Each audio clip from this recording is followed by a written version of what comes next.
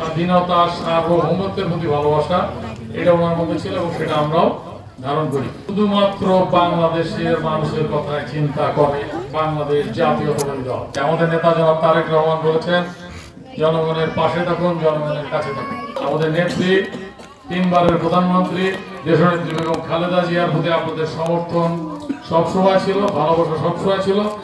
তেমনি ভাবে ওনারও ভালোবাসা আপনাদের প্রতি ছিল এবং আছে এবং আমাদের প্রতি আছে। কিভাবে? এটা কেন বিগত 16 বছর বারংবার উনি অসুস্থ হয়ে পড়েছেন, মৃত্যু মুখে পতিত হয়েছেন, কিন্তু কোনো শর্ত সাপেক্ষে উনি দেশের বাইরে যান। ওনাকে যে বাইরে পাঠানোর জন্য আমরা আবেদন করেছিলাম, আমরা সংগ্রাম করেছিলাম, সেটা সফল হয়নি। এই জন্য যে শর্তটা দেওয়া হয়েছিল সেই শর্তটা উনি মানেননি। কি শর্ত? একবার দেশের বাইরে গেলে আর দেশে ফিরতে পারবেন না, এই শর্ত উনি মানেন না। উনি বলেছেন উন্নত চিকিৎসা না হয়ে যদি দেশে মাটিতে আমি যদি মারা যায় পর্যন্ত আমি দেশ ছেড়ে যাচ্ছি না, ওই শর্ত দিয়ে।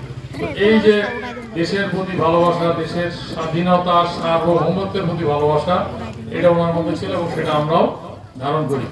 বাংলাদেশে আমরা জোর গলায় বলতে পারি আমরা একমাত্র দল যারা অতীতে দেশ পরিচালনার দায়িত্ব পেয়েছিল শুধুমাত্র বাংলাদেশের মানুষের কথায় চিন্তা করে বাংলাদেশ জাতীয়তাবাদী দল। অতীতে যারা বিগত 15 বছর দেশ পরিচালনা করেছিল আমরা বলেছিলাম যে বাংলাদেশের স্বার্থের বাইরে পার্শ্ববর্তী ভারতের স্বার্থ ওনারা আগে থাকেন। এটা তো এখন প্রমাণ হয়ে গেছে যে এখন ওখানে দেশের বিচারের সম্মুখীন না হয়ে উনি ওইখানে খুব ভালোভাবে আছে। মাত্র 30% টাকায় জমির মালিক হয়ে নতুন বাংলাদেশের গড়ে তোলার স্বপ্ন দেখা বাংলা বসতি। আগামীতে আমাদের সাথে যারা প্রতিদ্বন্দ্বিতা করতে চান অবশ্যই তারা আমাদের দেশের মানুষ, আমাদের শত্রু না, কিন্তু ওনাদের নারী প্রথা কিন্তু বাংলাদেশে, ওনাদের নারী প্রথা হচ্ছে পাকিস্তান। প্রমাণ তো 1947 সালে ওনারা দিয়েছে, 1971 সালে ওনারা দিয়েছে। আমরা এগুলো বলে কারো বিরোধ করতে চাই না, আমরা উন্নয়নের কথা বলতে চাই, আমরা সেই সব কথা বলতে চাই যেই সবগুলো বাস্তবায়ন করা যাবে। এমন কোনো প্রতিশ্রুতি আমরা দিতে চাই না যেটা বাস্তবায়ন করা যাবে না, যেটা আমাদের কাছে নাই।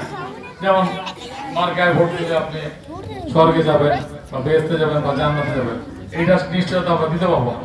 এই জন্য দিতে পারবো না, আমরা জানি এটা সম্পূর্ণ একজন ব্যক্তি, সেটা নারী পুরুষ যেই হন না কেন, তার ব্যক্তিগত আমলের উপরে নির্ভর করে কোনো দল সেটা দিয়ে দিতে পারে। এগুলো হলো বিভ্রান্তিমূলক কথাবার্তা। ওনারা এখনো মনে করে যে বাংলাদেশের মানুষ এখন মূর্খ, আসলে বাংলাদেশের মানুষ এখন এটা আমরা ব্যবহার করেছি এবং আমরা বাংলাদেশের গণতান্ত্রিক রাজনীতিতে বিশ্বাস করি বলেই আমরা প্রতিটা জায়গায় যাচ্ছি। আমাদের নেতা জনাব তারেক রহমান বলেছেন, জনগণের পাশে থাকুন, জনগণের কাছে থাকুন।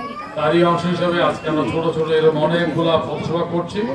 আগামীতে বড় জনসভা হবে এবং আমাদের যে প্রতিশ্রুতিগুলো আমরা এটা রক্ষা করব। ভোট দিয়ে এখানে একটা দাবি জানানো হয়েছে, এটা অনেক দিন ধরেই আসলে আমাদের দল থেকে করা হচ্ছে। এটা এখানে বলে নিজেদেরকে বড় কারো করতে চাই না। আপনারা লিখিতভাবে দাবি জানাইলে এটা রাজনীতির অংশ না, এটা সমাজসেবার অংশ হিসেবে অবশ্যই করা হবে।